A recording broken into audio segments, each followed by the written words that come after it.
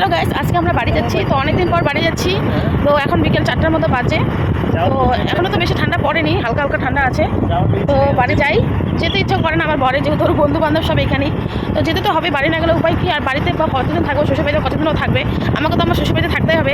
কিন্তু ও চায় ও শ্বশুরবাড়িতে থাকুক, কিন্তু সেটা তো হয় না না। তো এই যে এখন যাচ্ছি বাড়ি। কেন হয় আমি এটা বুঝতে পারছি কেন হয় কেন এটা সেটা ভগবান জানে। তো এই যে আমাদের ফাপড়িতে ঢুকে গেলাম। জঙ্গল ঠান্ডা করতেছে, আমাদের এদিকে তো ঠান্ডা নেই, এদিকে সেই ঠান্ডা ঠান্ডা করছে, হালকা হালকা ঠান্ডা ঠান্ডা করে না।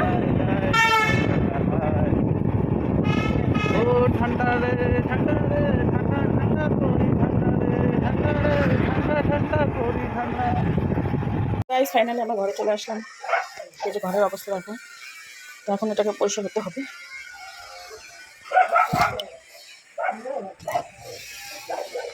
এই যে কি নোংরা, কি অবস্থা দেখো।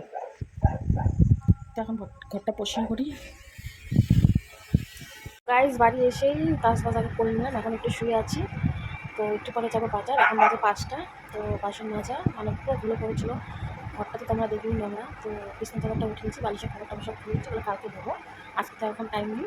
তো রান্নাঘরটা পরিষ্কার করলাম, মানে যে ঘরটা পরিষ্কার করলাম, এখন শুয়ে আছি, একটু পরে বাজার যাবো, যেটা সেটা দেখা হবে। সো গাইস এই যে রেডি হয়ে গেলাম বাজারে যাওয়ার জন্য। তো রাস পূর্ণিমা যেহেতু গেল, তো আজকে মেলা আছে কিনা জানি না। তো বাজারের সামনে একটা মেলা বসে, তো যদি থাকে তার জন্য যাওয়ার জন্য যে রেডি হয়ে গেলাম। তো এই জামাটাই করলাম। তো যদি থাকে তো তোমাদের সাথে শেয়ার করবো, না গেলে শুধু বাজার যাবো, বাজারটা যাবো, চলে আসবো। এখন যাই।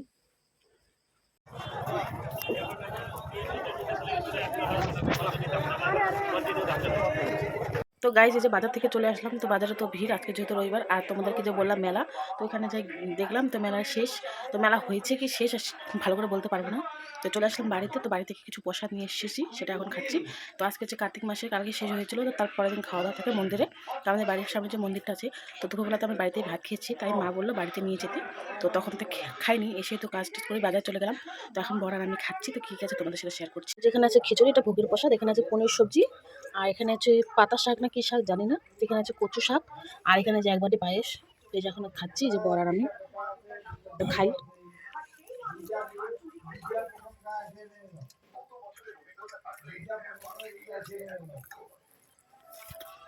তো গাইস প্রসাদ টসাদ খেয়ে একটু শুয়েছিলাম। তো প্রচণ্ড মাথা ব্যথা করতেছিল, যেহেতু বিকাল টাইম আর সকাল টাইম চা খাওয়ার অভ্যাস। তো খাইনি, যেহেতু ভাবলাম যে প্রসাদ খাচ্ছি তো চা খাবো না।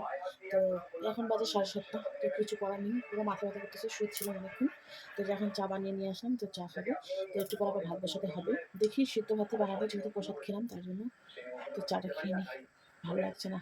আর যেহেতু দুপুরবেলা ঘুমাইনি, তাই একটু শরীরটা কেমন লাগছে। আর এদিকে ঠান্ডাটা পড়েই গেছে। তো হাঁপিতে নামবে এখানে শ্বশুরবাড়ির দিকে তো ঠান্ডা। তো যেহেতু ঘরে আছে তো বোঝা যাচ্ছে না, বা গাড়িতে করে আসলাম যে, তাই জন্য বেশি একটু ঠান্ডা লেগে গেছে। তো চুলটাও যেহেতু ভেজা, তাই একটু ছেড়ে দিয়েছি, চুলটা শুকিয়ে মানে বেশি ঠান্ডা লাগবে। তো পর দেখা যাবে। তো গাছ আমাদের খাওয়া দাওয়া কমপ্লিট। তো রান্না তেমন কিছু করিনি, শুধু আলু সিদ্ধ শুটকি মাছ করছি। তো দেখার মতো কিছু ছিল না। তো এখন যে শুয়ে গেলাম খাওয়া দাওয়া করে। তো আজকের মতো এটুকুই, টাটা, দেখা হবে নেক্সট ব্লগে।